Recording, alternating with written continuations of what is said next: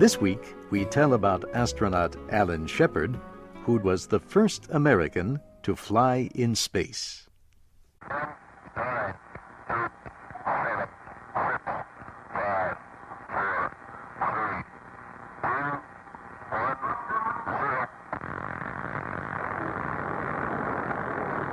0. All right, lift off and the clock is started. Yes, sir, reading you loud and clear. This is Freedom 7. The fuel is go. 1.2 G. Cabin at 14 psi. Oxygen is go. The clock has started.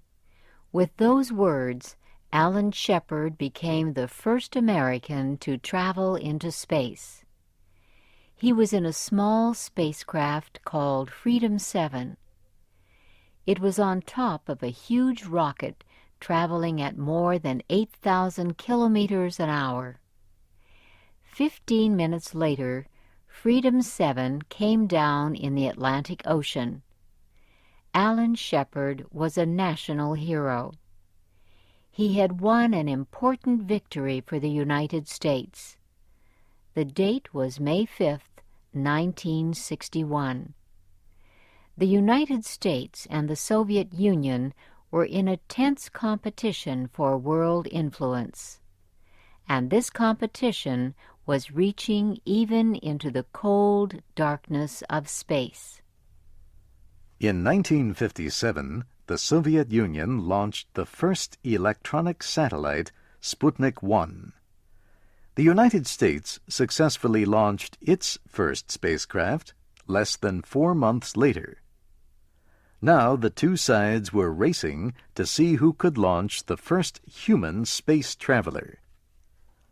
On April 12, 1961, Soviet cosmonaut Yuri Gagarin flew in space for 108 minutes.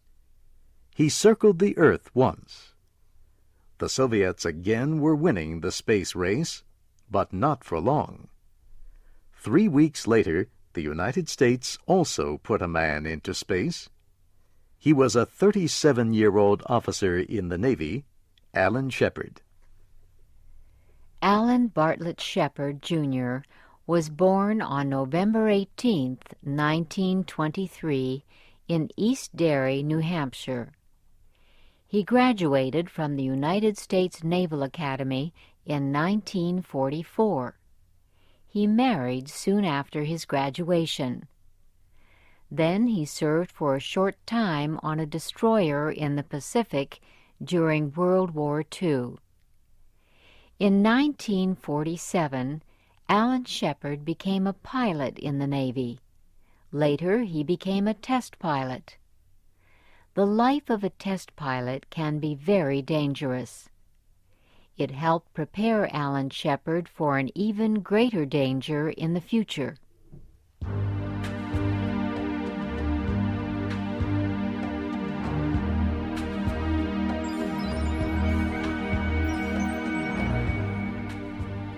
The successes that the Soviet Union had with its Sputnik program caused the United States to speed up its plans for a space program.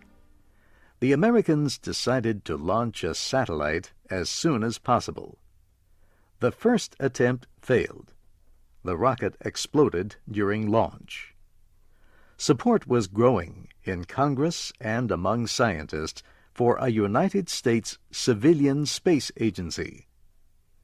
Soon, Congress passed a bill creating NASA, the National Aeronautics and Space Administration. President Eisenhower signed the bill into law. NASA's job was to be scientific space exploration. Its major goal was sending the first Americans into space. Within 3 months, the program had a name, Project Mercury. Mercury was the speedy messenger of the Greek gods. While engineers built the spacecraft, NASA looked for men to fly them. NASA wanted military test pilots because they test fly new planes. Test pilots are trained to think quickly in dangerous situations. On April 7, 1959, the space agency announced the 7 Mercury astronauts. They would be the first American space travelers. Alan Shepard was one. The others were Scott Carpenter, Gordon Cooper, John Glenn, Virgil Grissom, Walter Schirra, and Donald Slayton. 9 months after the project started, NASA made its first test flight of the Mercury spacecraft from Cape Canaveral, Florida. In the next 2 years, many other tests followed, all without astronauts. The final test flight was at the end of January 1961. It carried a chimpanzee named Ham on a 700-kilometer flight over the Atlantic Ocean. Several problems developed, but Ham survived the launch and the landing in the ocean. Later, Alan Shepard often was asked how he became the first human American to fly in space. "They ran out of monkeys," he joked. There were some concerns about the safety of the huge Redstone rocket that was to carry the spacecraft. The launch had been delayed several times while more tests were done. By the time the rocket was ready for launch, Yuri Gagarin had already gone into space for the Soviet Union. The choice of Alan Shepard to be the first American to fly in space was announced just a few days before the launch. Flights planned for May 2nd and May 4th had to be halted because of bad weather. On May 5, 1961, a Friday, Alan Shepard struggled once again into his Mercury capsule. The vehicle was named Freedom 7. There was almost no room to move. Shepard waited inside for 4 hours. Weather was partly the cause of the delay. There were clouds that would prevent filming the launch. Also, some last-minute repairs had to be made to his radio. Shepard was tired of waiting, so he told the ground crew to hurry to solve the problems and fire the rocket. Finally, they did. The rocket slowly began climbing. Millions of radio listeners heard a voice from the Cape Canaveral control room say, "This is it, Alan Shepard. There's no turning back. Good luck from all of us here at the Cape." The rocket rose higher and higher. For 5 minutes, Alan Shepard felt the weightlessness of space. He felt himself floating. Freedom 7 flew 185 kilometers high. Then it re-entered the atmosphere and the spacecraft slowed. The 15-minute flight ended with a soft splash into the ocean about 500 kilometers from Cape Canaveral. Alan Shepard reported, "Everything is A-OK." A helicopter pulled him from the spacecraft and carried him to a waiting ship.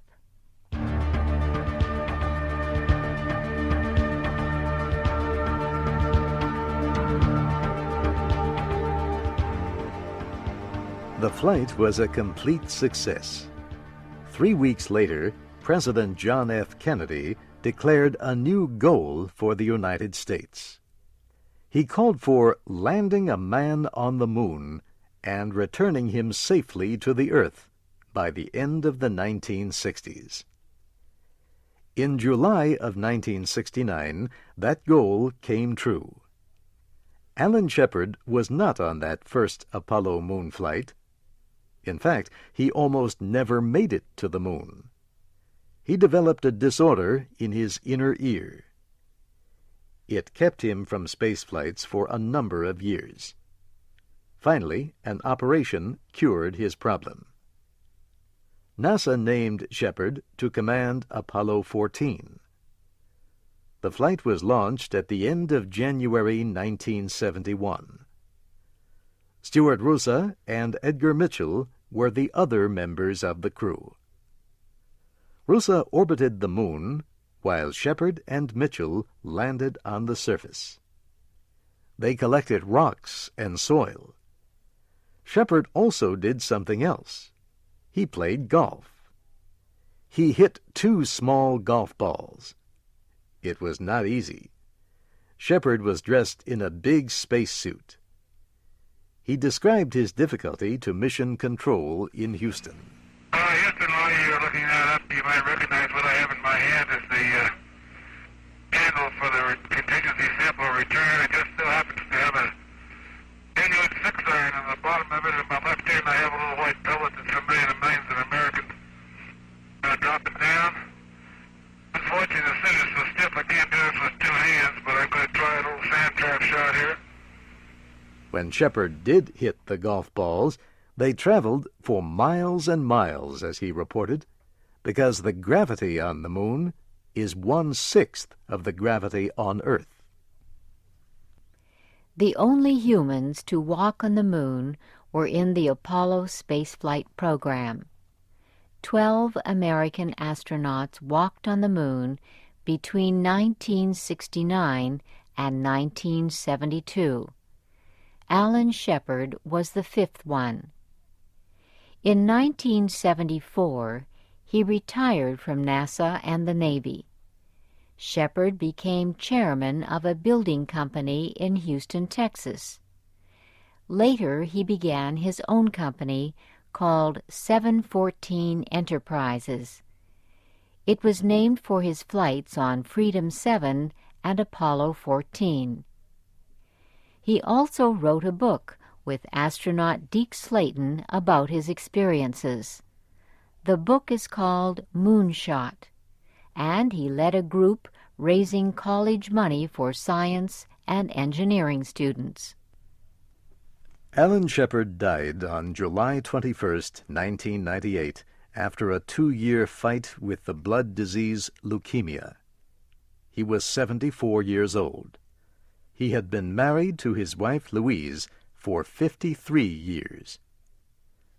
Alan Shepard was the first American to fly in space. He rode into the sky on rocket fuel and the hopes and dreams of a nation. He will always be remembered as an American hero because of those 15 minutes in space.